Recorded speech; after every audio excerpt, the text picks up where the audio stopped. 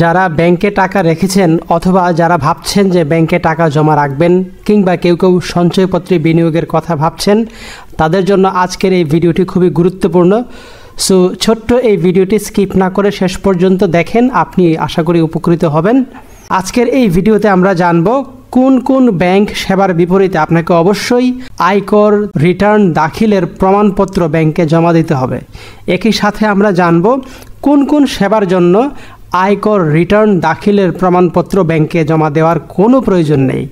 তো শুরুতেই চলুন আমরা জানি কোন কোন সেবার বিপরীতে আপনাকে ব্যাংকে আয়কর রিটার্ন দাখিলের প্রমাণপত্র জমা দিতে হবে। তবে তার আগে আপনাকে অনুরোধ করছি, আপনি এখনও যদি আমার এই চ্যানেলটি সাবস্ক্রাইব না করে থাকেন, প্লিজ চ্যানেলটি সাবস্ক্রাইব করুন এবং ভিডিওটি আপনার পরিচিতজনদের সাথে শেয়ার করুন। আপনি যদি ব্যাংক থেকে 20 লক্ষ টাকার বেশি ঋণ নিতে চান, সেক্ষেত্রে আপনাকে অবশ্যই আয়কর রিটার্ন দাখিলের প্রমাণপত্র ব্যাংকে জমা দিতে হবে। তার মানে কি দাঁড়াচ্ছে? মানে দাঁড়াচ্ছে 20 লাখ টাকা পর্যন্ত ব্যাংক ঋণ গ্রহণে আপনাকে আয়কর রিটার্ন দাখিলের কিংবা টিআইএন নম্বরও জমা দেওয়ার প্রয়োজন নেই। একই সাথে আপনি যদি 10 লক্ষাধিক টাকার সঞ্চয়পত্র ক্রয় করতে চান, সেক্ষেত্রেও আপনাকে আয়কর রিটার্ন দাখিলের প্রমাণপত্র জমা দিতে হবে। দ্যাট ইজ, আপনি 10 লক্ষ টাকা পর্যন্ত সঞ্চয়পত্র ক্রয় করার ক্ষেত্রে আয়কর রিটার্ন দাখিলের কিংবা টিআইএন দাখিলের কোনো প্রয়োজন নেই। তৃতীয় যে ক্ষেত্রে আয়কর রিটার্ন দাখিলের প্রমাণপত্র জমা দেওয়ার বাধ্যবাধকতা রয়েছে, তা হচ্ছে আপনি যদি 10 লক্ষাধিক টাকার মেয়াদি আমানত খুলতে চান কিংবা বিদ্যমান মেয়াদি আমানত আপনি কন্টিনিউ করতে চান যার পরিমাণ 10 লক্ষ টাকার বেশি, সেই ক্ষেত্রেও আপনাকে আয়কর রিটার্ন দাখিলের প্রমাণপত্র ব্যাংকে জমা দিতে হবে। এখান থেকে আমরা আরেকটা জিনিস বুঝতে পারলাম যে আগে যে নিয়মটা ছিল সেটা হচ্ছে 10 লক্ষ টাকার অধিক যে কোনো আমানতের ক্ষেত্রে, সেটা সঞ্চয়ী হোক, চলতি হোক বা মেয়াদি হোক, যে কোনো আমানতের ক্ষেত্রে কিন্তু এই রিটার্ন দাখিলের প্রমাণ ব্যাংকে জমা দেওয়ার বাধ্যবাধকতা ছিল। কিন্তু এখন সঞ্চয়ী বা চলতি আমানতগুলোর ক্ষেত্রে কিন্তু অব্যাহতি দেওয়া হয়েছে। শুধুমাত্র মেয়াদি আমানত যদি খুলতে চান যেটার পরিমাণ 10 লক্ষ টাকার বেশি কিংবা আপনার বিদ্যমান মেয়াদি আমানত যার পরিমাণ 10 লাখ টাকার বেশি, সেটাকে যদি আপনি কন্টিনিউ করতে চান, সেক্ষেত্রেও আপনাকে আয়কর রিটার্ন দাখিলের প্রমাণপত্র ব্যাংকে জমা দিতে হবে। আর 10 লক্ষ টাকার অধিক যদি সেটা সঞ্চয়ী হিসাবে থাকে, সেক্ষেত্রে কিন্তু দেওয়ার কোনো প্রয়োজন নাই।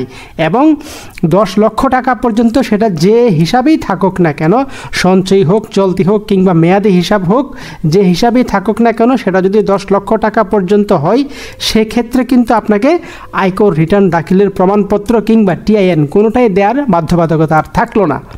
এবার আমরা দেখব যে কোন কোন ক্ষেত্রে রিটার্ন দাখিল করার প্রয়োজন হবে না, কিন্তু আপনার 3 নম্বর সম্বলিত সিস্টেম জেনারেটেড যে টিন সার্টিফিকেট বা প্রত্যয়নপত্র, সেটা দাখিল করলেই চলবে। 2টি সেবার ক্ষেত্রে আপনাকে সেটা করতে হবে। সেটা হচ্ছে যে আপনি যদি ব্যাংক থেকে কোনো ক্রেডিট কার্ড গ্রহণ করতে চান অথবা ক্রেডিট কার্ড নবায়ন করতে চান, সেক্ষেত্রে আপনাকে সিস্টেম জেনারেটেড টিন সার্টিফিকেট সেটা জমা দিলেই হবে, অর্থাৎ আপনার টিআইএন নম্বরটি সাবমিট করলেই হবে। একই সাথে আপনি যদি পোস্ট অফিসে 5 লক্ষাধিক টাকার পোস্ট অফিস সঞ্চয় হিসাব খুলতে চান, সেক্ষেত্রেও আপনাকে টিআইএন নম্বর সম্বলিত টিন সার্টিফিকেটটি জমা দিলেই হবে। 5 লক্ষ টাকা পর্যন্ত আপনাকে টিআইএন নম্বরটি জমা দেওয়ারও প্রয়োজন নেই। তো সম্মানিত ভিউয়ার, আজকের এই ভিডিও থেকে আশা করি কোন কোন ব্যাংক সেবায় আপনাকে আয়কর রিটার্ন দাখিলের প্রমাণপত্র জমা দিতে হবে, আবার কোন কোন সেবায় টিআইএন নম্বর সম্বলিত টিন সার্টিফিকেট জমা দিতে হবে, আবার কোন কোন সেবায় কোনোটাই লাগবে না, আজকের এই ভিডিও থেকে আশা করি আমরা সেই সম্পর্কে পরিষ্কার ধারণা পেয়েছি। সো এতক্ষণ ধৈর্য এবং মনোযোগ সহকারে ভিডিওটি দেখার জন্য আপনাকে অনেক অনেক ধন্যবাদ জানাচ্ছি। আশা করছি ভিডিওটি আপনার ভালো লেগেছে।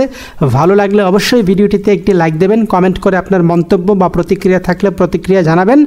একই সাথে আপনাকে অনুরোধ করি, আপনি যদি এখনও আমার চ্যানেলটি সাবস্ক্রাইব না করে থাকেন, প্লিজ চ্যানেলটি সাবস্ক্রাইব করুন এবং এই ভিডিওটি আপনার পরিচিত সবার সাথে শেয়ার করুন। পরবর্তী ভিডিও পর্যন্ত ভালো থাকুন। Till then, take care. আসসালামু আলাইকুম।